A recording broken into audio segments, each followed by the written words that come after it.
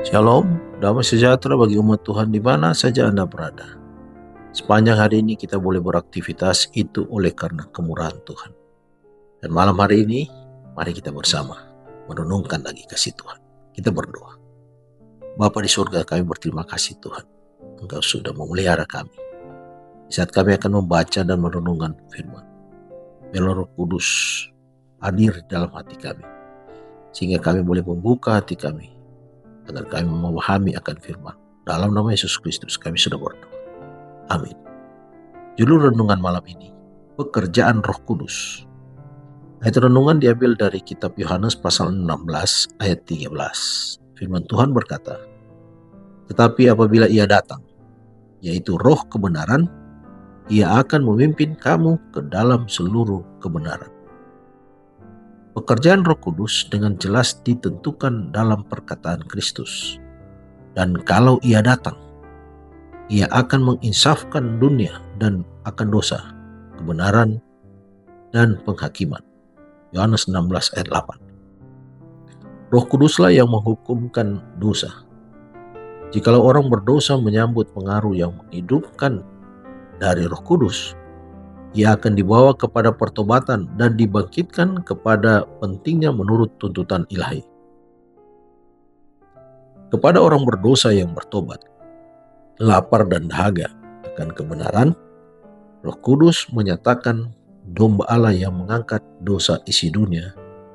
Ia akan memuliakan aku, sebab ia akan memberitakan kepadamu apa yang diterimanya daripadaku, kata Kristus. Dialah yang akan mengajarkan segala sesuatu kepadamu dan akan mengingatkan kamu akan sesuatu yang telah kukatakan kepadamu. Yohanes 16 ayat 14. Roh itu diberikan sebagai alat untuk membaharui, untuk membuat keselamatan itu berhasil oleh kematian penebus kita.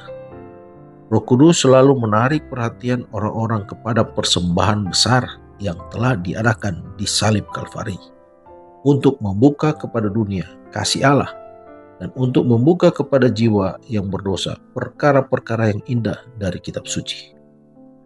Setelah menyatakan keyakinan akan dosa dan mempersembahkan di hadapan pikiran standar kebenaran itu, Roh Kudus menarik kasih dari perkara-perkara dunia ini dan memenuhi jiwa dengan keinginan akan kesucian.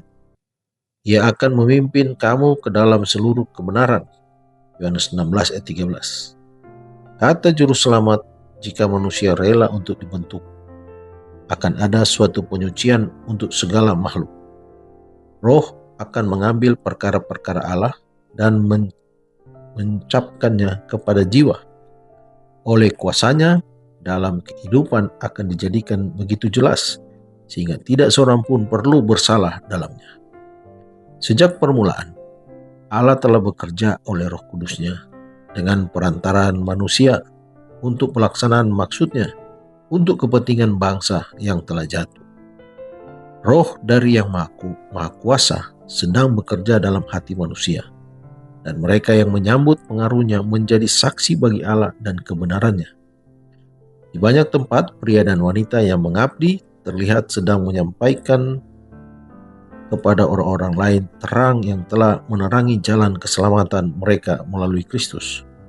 Dan sementara mereka membiarkan terang mereka bercahaya, seperti yang dilakukan oleh mereka yang telah dibaptiskan dengan Roh pada hari Pentakosta.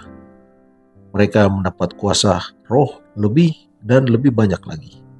Dengan demikian, dunia ini akan diterangi dengan kemuliaan Allah. Dikutip dari buku Alfa dan Omega jilid 7 halaman 44-45. Mari berdoa. Bapa di surga, kami berterima kasih Tuhan, karena Roh Kudus selalu bekerja di dalam hati kami. Dan biarlah kami pun terbuka ketika kami berdoa, memohon Roh Kudus hadir dalam hati kami.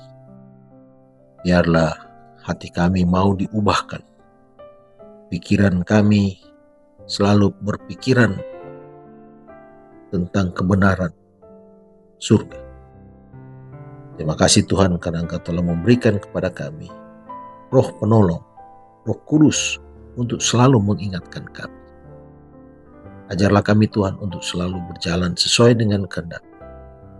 Dan biarlah kami boleh memantulkan terang kebenaran melalui kehidupan kami. Terima kasih Tuhan menyertai istirahat malam kami. Di dalam nama Yesus Kristus kami sedang berdoa. Amin. Selamat malam, selamat beristirahat. Tuhan Yesus memberkati.